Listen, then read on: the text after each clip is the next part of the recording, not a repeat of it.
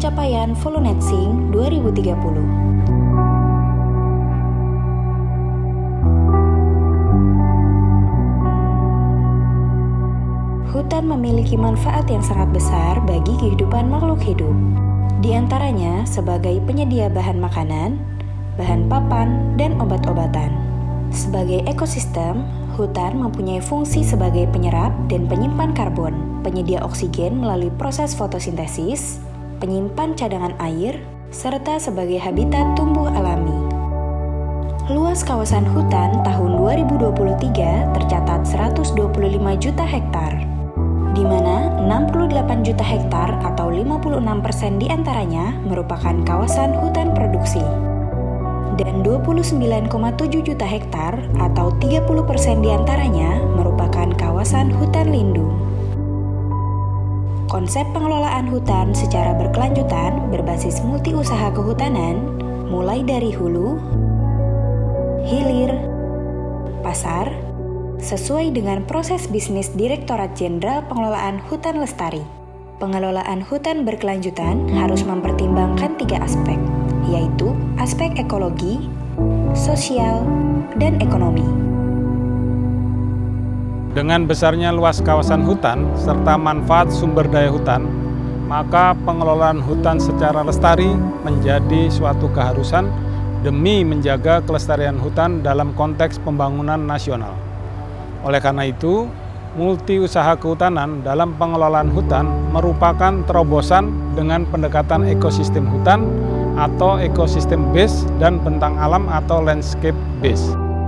Pohon merupakan komponen utama ekosistem hutan yang memiliki kemampuan menyerap gas emisi rumah kaca, salah satunya karbon dioksida, dari atmosfer melalui proses fotosintesis dan menyimpan ke dalam bagian-bagian pohon seperti batang, akar, ranting, dan daun. Jumlah kandungan karbon pada bagian batang mencapai 50% dari berat kering batang pohon. Bahkan setelah batang pohon diubah menjadi produk hasil hutan kayu, kandungan karbon tetap berada di dalam kayu dan disimpan selama umur produk tersebut. Pemanfaatan hasil hutan kayu dari pohon yang telah mencapai suksesi hidup akan menghasilkan komoditas hasil hutan dan memberikan kesempatan pohon baru yang tumbuh untuk menyerap lebih banyak karbon dioksida di atmosfer dan terus berkembang menjadi pohon dewasa sesuai rotasinya, yang kemudian nantinya dapat ditebang dan dimanfaatkan sebagai simpanan karbon yang baru, serta menjadi sebuah siklus yang berkelanjutan. Apa saja sih manfaat multi-usaha kehutanan ini? Pengelolaan hutan berbasis multi-usaha kehutanan memiliki manfaat ekonomi, sosial, dan budaya. Antara lain, 1. Meningkatkan nilai lahan kawasan hutan dan nilai produk-produk hasil hutan. 2. Mendorong praktik-praktik pengelolaan hutan yang lestari dan berkelanjutan. 3. Meningkatkan kesadaran masyarakat terhadap pentingnya menjaga kelestarian hutan dan lingkungan alam. 4. Memberikan kesempatan kerja dan meningkatkan kesejahteraan masyarakat di sekitar hutan. Dan 5. Meningkatkan keterlibatan masyarakat dalam pengelolaan hutan. Kegiatan multi-usaha kehutanan yang dilakukan di dalam pengelolaan hutan akan melibatkan masyarakat dalam pengelolaan hutan, seperti dalam kegiatan ekowisata dan pengelolaan kehutanan rakyat. Konsep teknik silvikultur intensif atau sering disebut SILIN yang saat ini dikembangkan Indonesia merupakan salah satu cara terbaik dalam melakukan revitalisasi hutan alam pada hutan produksi. Teknik ini dikembangkan dari beberapa model, yaitu Tebang Pilih Indonesia atau TPI, Tebang Pilih Tanam Indonesia atau TPTI, Tebang Pilih Tanam Jalur atau TPTJ, dan Tebang Pilih Tanam Indonesia Intensif atau TPTII. Teknik SILIN terbukti efektif dalam merestorasi tutupan lahan hutan di Indonesia. Implementasi teknik SILIN menghasilkan outcome tegakan hutan yang tinggi. Dampak langsung yang dirasakan dari penerapan teknik SILIN antara lain meningkatkan produktivitas hutan, meningkatkan kualitas tutupan lahan hutan, meningkatkan biomasa, menjaga keanekaragaman hayati, dan meningkatkan daya serap air oleh hutan. dampak tidak langsung dari teknik silin adalah penyerapan tenaga kerja, peningkatan pendapatan masyarakat sekitar hutan dalam membantu aktivitas kegiatan silin, serta peningkatan jenis satwa liar. Peran penting pengendalian kerusakan tegakan hutan dalam kegiatan pemanenan hutan menjadi sangat penting, terutama dalam mengurangi dampak akibat pemanenan, seperti mengurangi keterbukaan lahan akibat kesalahan arah rebah dan kesalahan pembuatan jalan sarat dan TPM, maupun kerusakan tegakan tinggal dalam hutan. Hal ini akan memberikan kerugian secara ekologi dan ekonomi bagi usaha pemanfaatan hutan apabila tidak ditanggulangi.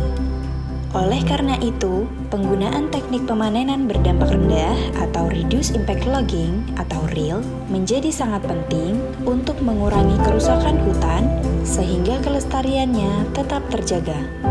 Reduced Impact Logging atau RIL merupakan suatu teknik pemanenan hutan yang berfokus pada bagaimana meminimalkan dampak negatif terhadap tegakan hutan dan lingkungan serta keanekaragaman hayati.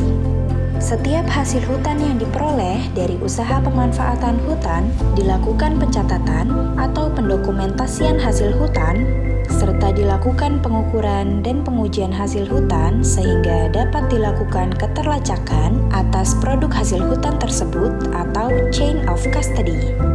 Pengukuran dan pengujian hasil hutan dilakukan untuk mengetahui jenis, jumlah, dan volume atau berat serta mutu atas hasil hutan.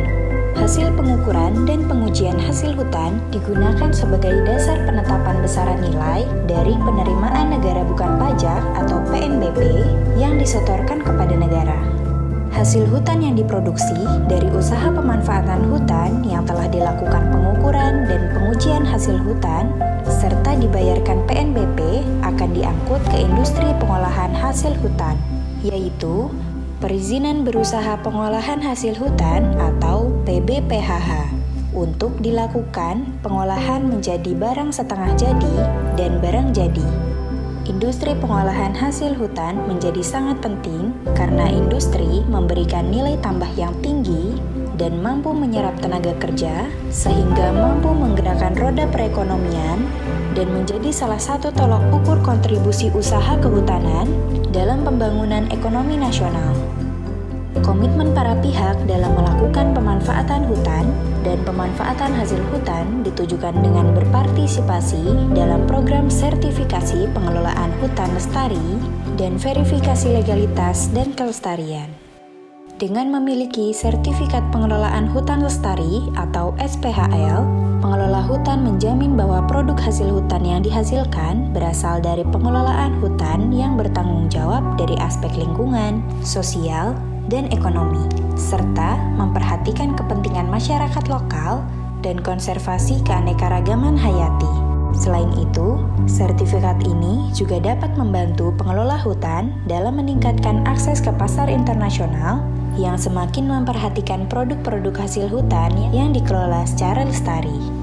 Penguatan atas sertifikasi pengelolaan hutan lestari, maka terhadap setiap produk hasil hutan kayu yang diperdagangkan, baik di dalam negeri dan ekspor, wajib memiliki sertifikat legalitas dan kelestarian produk hasil hutan. Sistem verifikasi legalitas kelestarian atau SVLK merupakan sistem yang diterapkan oleh Kementerian LHK untuk memastikan kredibilitas penjaminan atas legalitas dan kelestarian hasil hutan, ketelusuran hasil hutan, dan atau kelestarian pengelolaan hutan sehingga konsumen tidak perlu khawatir tentang legalitas dan kelestarian produk hasil hutan. Pemerintah Republik Indonesia menerapkan SVLK untuk memastikan agar semua produk kayu yang beredar dan diperdagangkan di Indonesia memiliki status legalitas dan kelestarian yang dapat dipertanggungjawabkan. Dengan SVLK, para petani hutan rakyat dan masyarakat adat dapat menaikkan posisi tawar, produk kayunya dapat diterima di pasar nasional dan global.